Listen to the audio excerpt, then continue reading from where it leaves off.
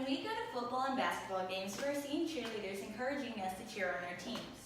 We really don't know what it takes to put into cheerleading. When people see cheerleaders, they usually think, oh, they're just there to cheer on our teams and look cute. Why is cheerleading a sport? I've been cheering for about 8 years now, and I know what it takes to cheer.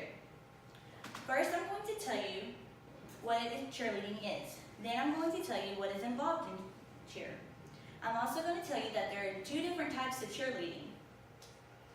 What cheer is leading. Cheerleading, it has different set of skills that it takes.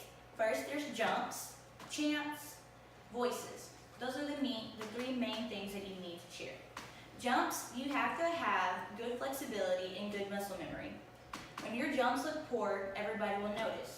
So when you work out, you mainly want to work out your legs so your legs can go higher.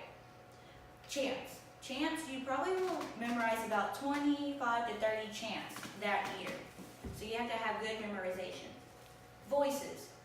Voices are a main thing that is involved in cheerleading.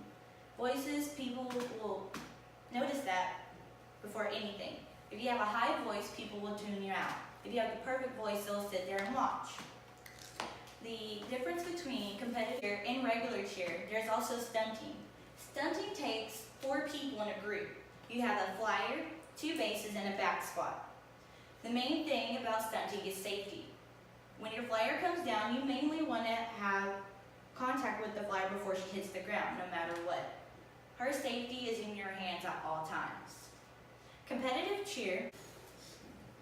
The difference between competitive cheer and cheerleading is that competitive cheer takes more stunting and long practice hours. Regular cheer, you're there for pep rallies, games, and school. Competition cheer takes about 2 to 3 hours for practices, or even longer than that. Regular cheer will take about 2 hours, just for you to memorize your chants to go over and do your jumps. Competitive cheerleading is when you have teams to go against each other. Competitive cheerleading is when teams must do 1.5 to 2 minute routines. When you're doing that, everybody in the gym is focused on you. No matter how much you fall, you must get up and go back in it again. When competing, you must remain focused. There are different skill sets to that competition. When you have tumblers, there's a tumbling sequence, and when you have jumps, you have to do jumps. You must have the right voices, because if you go too high, the judges won't pay attention to you.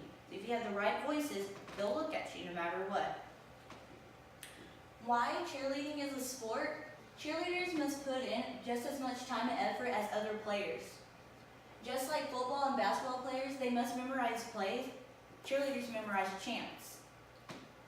We must remain in shape at all times, just like other athletes. We're putting a girl up in the air, so that takes much muscle memory.